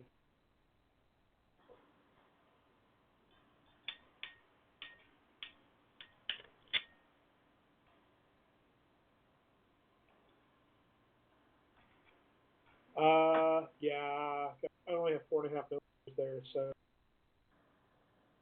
Well, I got room on the other end. We'll slide the block and go from there. Okay, yeah, I got enough space to do that because the constraints on the other side go.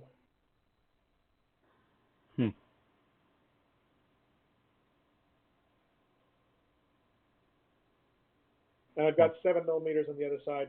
Yeah. Well, that was intelligent. What did you do? My screen went away.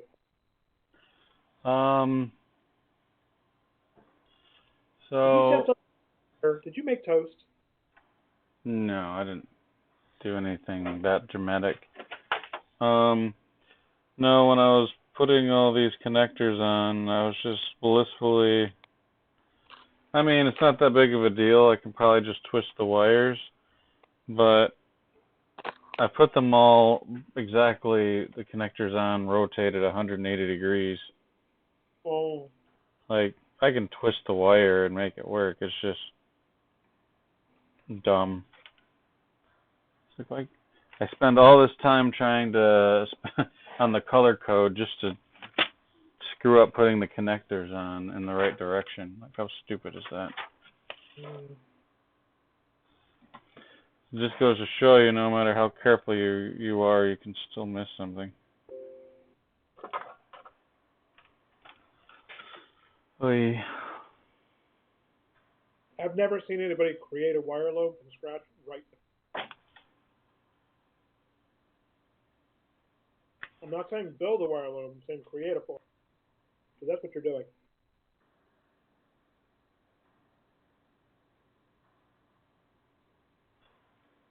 Or did I put them on back? Yes, I did.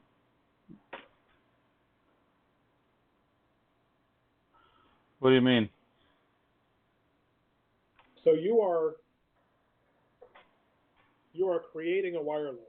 You're not building a wire loom that's already been made up. You're building one. So, there's a big difference.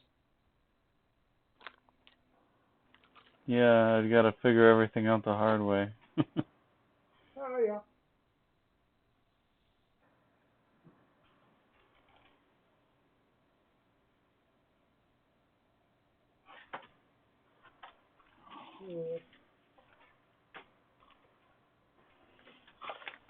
You know what? I think I was looking at this wrong because I was thinking pin 1 was on the other side for some stupid reason. So I actually did put the connector on correctly, and I almost screwed everything up by trying to flip stuff around. Ah. I think.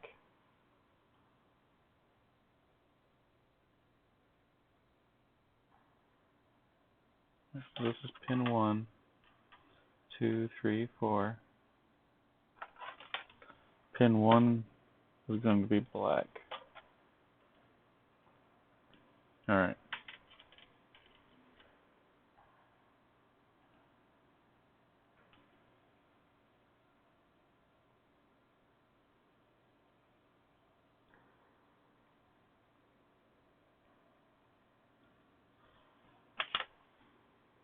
I really wish people would use the wizard properly when they're laying out screw holes and things like that. Because if you're building a part that you're expecting to tap or to run a screw into and self-tapping on, right? Well, what happens is people say, "Well, I need to put an M2 on, right? An M2 is a 2 millimeter screw." It's like not a 2 millimeter. You want a tap drill for an M2, which is different than a 2 millimeter hole. What wizard are you talking about? SolidWorks has a hole wizard. So if you're going to say you're going to tap something, tap threads into a body, right? Your tap hole is based on the tap drill size needed before you run the tap through. Right. Which is the minor diameter of thread. So if you're printing the part, and you're printing the part with a hole size that's like 2 millimeter for an M2 screw, the screw won't thread into it. Well, there's also a problem with 3D printed parts that the holes tend to be smaller than reality, or I mean, than what you're trying to program for. So even if you follow everything on SolidWorks precisely, SolidWorks, I believe, is more designed for metal you know, where you're actually can get Yeah. tolerances. And worst case, you get your holes undersized, and you run a drill through it. Mhm. If the hole's oversized, what are you going to do? I would almost always rather have a hole size, especially if I'm running a fastener through it, because I can always drill it out. And I typically pre-tap before I put. Oh, like if it's hard to get to when it's assembled, I'll run a tap through it before I put it together. So. Why won't you go in? Oh, that's charming. Yes, I wonder if.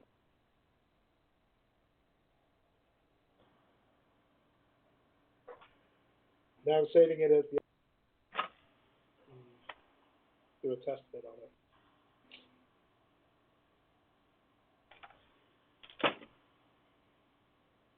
Yeah, before I post anything, generally, I will at least make sure that I can print it if it's to be printed.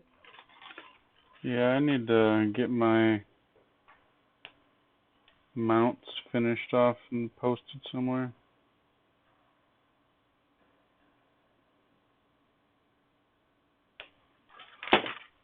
We might get Josh briefly. I did part of the conversation I had with him.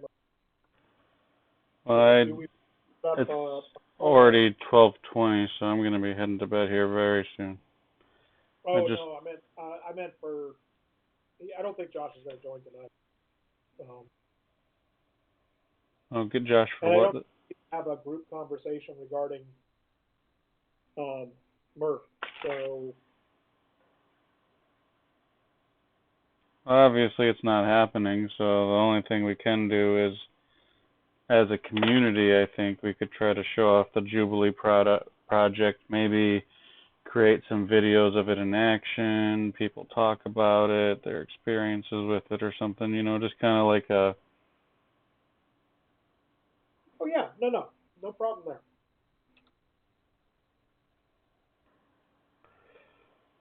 So what I was kind of thinking is we could do like some, maybe try to produce some sort of video that would be kind of like a standalone video, but we do, whoever's going to host this thing, you know, we have like our live stream chat. It'd be cool if somehow we could get like video chats in there or something like that. I'm not sure how you'd go, where it could like switch to whoever's talking. Yeah, that can happen. I know I've seen it happen before. I just don't know how to make it happen. Oh, okay. But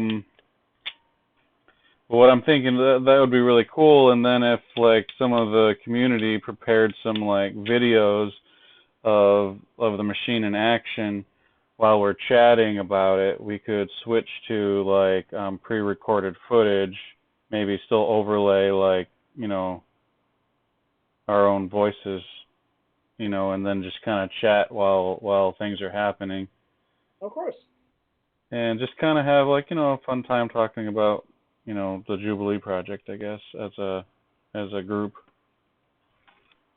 Maybe anybody who's still considering it, they could chime in with like chats or something like that, ask questions. Cool. Yeah. That sounds good. But Everything is getting cancelled in Michigan. First, yeah, robotics competition also got cancelled or postponed. yeah, I think basically anything that's a gathering of people, just assume it's canceled until this virus thing finally blows over. Yeah. Michigan got 12 cases now. 12 cases? Yeah, it It was bumped up like today to 12. it was like 3 at the beginning of the day, wasn't it? Yesterday it was 3 and today it's 12. Dang. So the second guy was a student or professor in a university, so we are expecting more Yeah. students will be walking around. Yeah.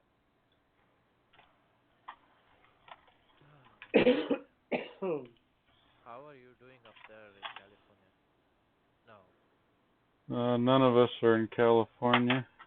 Okay, who is in? Where He, are you he, from? I'm in Virginia. Virginia? How's it up there? How's it in Virginia? I don't really know for sure. I haven't seen. I haven't seen anything at the moment, but I know there was one official case in Livonia. yeah. That's where the city I'm in, so. So I don't. You can't really count the cases at this point. We've tested so far. There's under 12,000 people tested total nationwide. Mhm. So, and with so few testing and so the dumb restrictions putting on actually doing the testing, um, we don't have enough information to spotting transmission vectors and exposure chains. You know, when you've got people who are working in the same at the same event, and they won't test you until you're showing. Yeah, they won't test us until we show signs. That is true. I don't Right. understand why. Except we already know that it's up to 2 weeks Yeah. with no symptoms, and Yes. you're infectious. The only So thing I can think of is there's a limited supply of whatever it is that they're using to test. well, there's a limited supply of test kits because, well, we won't even go into the politics because, yeah, I mean, part of the reason why we started seeing a rapid number of cases develop was because they got their testing kits and they started testing everybody who was exposed. And they started finding more and more cases. And they could start expanding the exposure test or the testing based on exposure. So yeah, just some of the choices that were made are somewhat disturbing.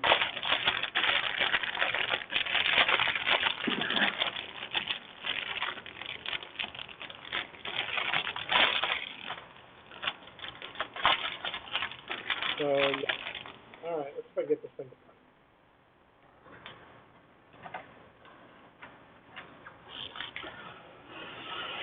All right. Well, I think I'm going to be calling it a night here, but I definitely didn't get anywhere near what my goal was tonight. It's a lot of wires up there. That's a lot. I think I did figure out some good stuff, and tomorrow I should have my poly block so I can actually zip tie these things where I want them to be. Oh, okay. So that'll be nice. Yeah, I guess today was just another day of figuring stuff out. And figuring stuff out is important too. Yeah, but this is video 5 of figuring stuff out. Okay, good that I don't have to go back and see those. um,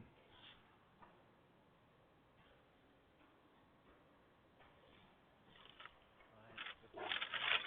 All right, good night. yeah. Good luck with your build.